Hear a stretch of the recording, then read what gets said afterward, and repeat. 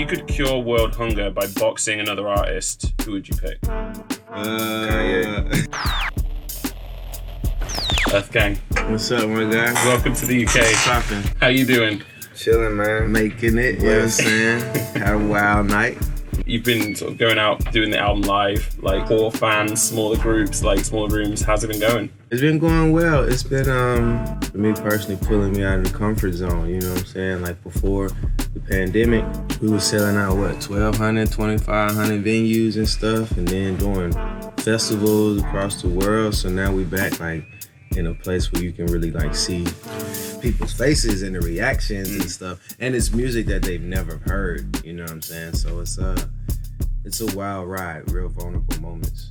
Even yesterday's show, like, we played songs that we never played nowhere in the world before. Like, we just completed last week, you know what I'm saying? We just, you know what I'm saying? We've been making amendments to this project for a minute. It's been interesting. We could have actually put it out a long time ago, but I'm glad we didn't, because it's turned into so many different projects now, you know what I'm saying? Every day is a new amendment. Every day a line is changed, a verse is changed, something is tweaked, the beat is tweaked, and that's just because it's just not out yet. And that's just what music is. It's a living organism, you dig? So it's always gonna be doing that until you release it. How do you know when you're done? When's the point? You're never done, bro. You only done when it's out. Yeah, you're done when it's out. You gotta. You we tried to give ourselves a deadline, bro, and we saw how that worked. You know what I'm saying? It's only done when it's out. And then I wish honestly that things weren't done then, honestly. And I think that's what we're gonna see more of as the evolution of like streaming and just presenting music another way. Most people's albums will be constantly changing. Like I feel like if I'm an artist, if I was an artist, if I was like 11 years old today and I knew I was gonna do this art shit, my first project would be a project that always changes. Like you know what I'm saying? I'd be like, yeah. If I had control the streaming and the DSPs like that, I'm putting out my album, and then the same album is gonna have another song on it next time my fans go back and look. Like what I don't remember that one being on there. Like I work with people like that. Like it's different ways to like with people now. So now we got this traditional thing where eventually you gotta put a list out and say what it was for like historical reasons, but like people don't care less about that. You know what I'm saying? It's gonna be more and more about like the interaction of music.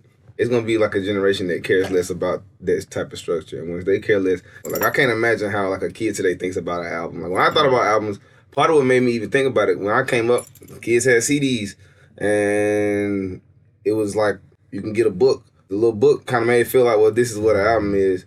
You know what I'm saying? And that. But now like the ain't shit. Like, you know what I'm saying? Like it's really just playlists, and you know what I'm saying? So it's like I hear that. You can tell though listening to the new album to Ghetto Gods that albums do mean something to you as well. Oh yeah, like, for sure. Well, see, that's funny you say that. That's funny you say that, because we were just saying this is probably the first album that we have where you can like just put the songs on shuffle, and then still play. So it's kind of like a playlist, but it's still a body of work. I think a lot of inspiration behind this was Thriller. You know what I'm saying? Like Thriller is just like 9 great songs. You know what I'm saying? Like there is a connecting thread through them. We obviously did ours in a different way. I wonder how many times they argued about the order of this. Yeah, really exactly. It don't matter. The Thriller order. It's really to me. It's like 3 songs, a 3-song order. I think it's like Beat It. It's like 3 back to back. I forgot which ones they were, but that right there is like, okay, this is like a thing right here. But everything else is just like, this is a great song. Okay, let's go to this great song. Let's go to that great song. So. It's funny, like I said, it's funny you said it seemed like albums mean something to us, because they do. It's like I love Christmas, but I don't believe in Santa Claus no more kind of vibe. It's like I'm literally just making songs, and then we just collected them. So for you to hear your interpretation, like it sounded like y'all like made an album because it cares. That's beautiful. That translated that way. Thriller, Beat It into Billie Jean. Like that's them cool. 3 right That's there cool kind of sound very crazy. You know what I'm saying? But everything else is just like, you know, this is just a PYT. Like you could have started the album with PYT. You know what I'm saying? It could have been the intro. Happy as hell, you know. So we have a list of random questions. We have 100 questions. So we ask people to pick a number between 1 and 100. We'll probably do about 3. 100. 100. Okay. If you could cure world hunger by boxing another artist, who would you pick? KANYE. I'm gonna beat KANYE ass to save the world. Who else swinging out? I don't know. Anybody who won't smoke? Hey, you talking about we doing it for the world? Step up. KANYE like, well, the world gonna die then. He just beat my ass. Well, then you had to double. It feels like with this album as well, it's still it's got the stuff that you guys do so well, where there is a theme throughout it, there's connectivity, but also like each song has its own orbit in a sense, and there are so many different genres kind of going on, but it has that core kind of meaning of community running throughout it. And musically, to me anyway, it felt like something that will totally resonate with the community, but also take it global as well. Like, was that something you were thinking about going into it, or were you just going in kind of freestyling? No, I mean, definitely going in like with the freestyling attitude, but I mean, global intent is behind everything we do.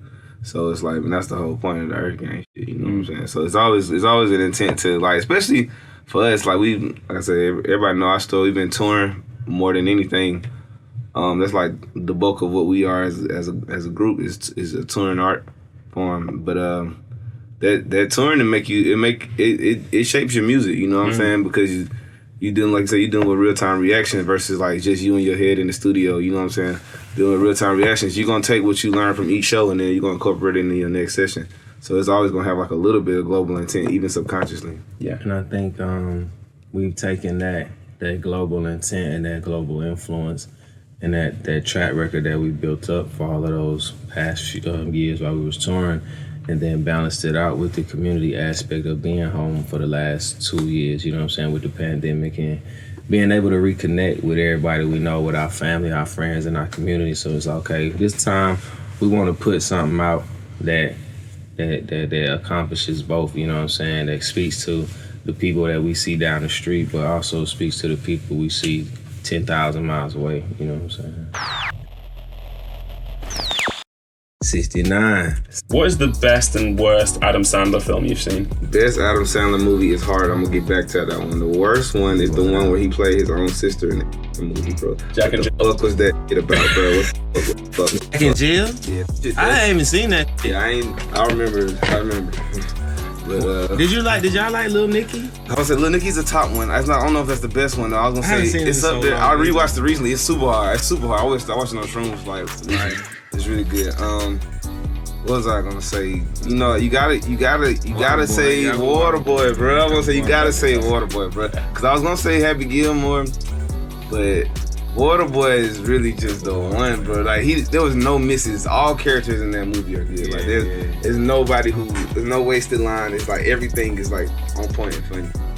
So I got, for Sandler movies, Waterboy is probably the top one. I'm trying to think what's the give me a dramatic Sandler. I mean, it's not really dramatic, but it is a great movie. Funny People with him and Seth Rogen. It has an air of drama to it, but it's really it's funny as hell. That's a good ass movie. You ever seen that one? That's a really good movie. Did you see Uncut Gems? I like that one. I like that. That was cool. I like Uncut Gems. People be trying to on it. I thought it was a good movie. Yeah, I like that movie. People be trying to on Kevin Garnett acting. I was like, bro, what y'all need? What y'all want him to do, bro? And he playing himself like what we talking about right here? To go into the album a little bit, it feels hard not to start with Billy and that Future feature as well. Like, how did that all come about? And that's just gonna slam. I'm annoyed I didn't see that last night because I know that's gonna absolutely kill it live. That is always a fun moment, and it's always fun for the fans to realize who they hearing when they hear it. It's like, oh, okay. And that song was cool, man. Billy was, like I said, one of the most fun songs to make on the project. It was super quick, you know what I'm saying? We came in with Ace, just chopped it up quick, made some shit, and then, you know what I'm saying? Like, a lot of these songs, we made a lot of the songs and then went back and added features later. So like that one, Power, like a few of them, like we went back and was like, damn, who would add to this? Who would make this great? So our creative director had an end with Future. That's actually his dog. He styles them a lot, and like, you know what I'm saying? They go back. So it was one call, bro. He was like, yeah, you know what I'm saying? Trying to put my boys on the album. He was like, yeah. Next thing you know, we got Future on the track. I remember the day that they sent the vocals in, and I was like, imagine that day. Like, I was driving, and I was like, yo, no, stop, play this. Like, yeah, bro, that shit was great. Like I said, he a legend, bro. He a OG, bro. I remember when he was making, like, I don't know if y'all know about, like, back when he was called Meathead. He had a career before he was Future, just in the streets of Atlanta. So I've been listening for a long ass time, bro, since I was like in middle school. So it was like this was rare. It was a treat. Speaking of legends as well, and you mentioned Power, I feel like there's a whole generation of people that have no idea that CeeLo Green raps. Yes. For sure. It's probably two soon- generations at this point. They don't know he rap, bro. I'm gonna keep it boat with you, bro. I personally didn't really know that nigga rapped until I was like probably like 17, 18, like honestly, because that's when I first started. Yeah, singing first? Yeah, for sure. Heard him singing first, bro. Like I got onto the Goody Mob late. Like, it was him and one of my high school teachers that put me on to the Goody Mob.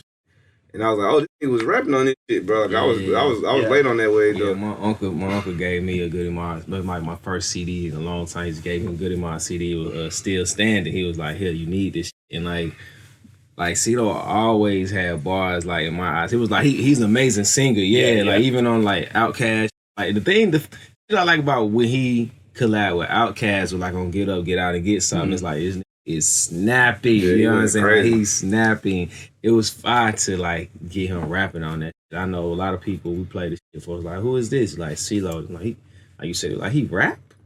Like and he barred that shit up. So he tore that verse up. Man. That was another one of them songs that I said we added people on later. Like we played the whole album for him. Well, not the whole album to that date for him, and let him pick whatever song he want. He chose them. He was like, yeah, I'm gonna get on this. Okay, let's do one more from this list. 18. If you could pick 5 people to survive a zombie apocalypse with, who would they be? Elon.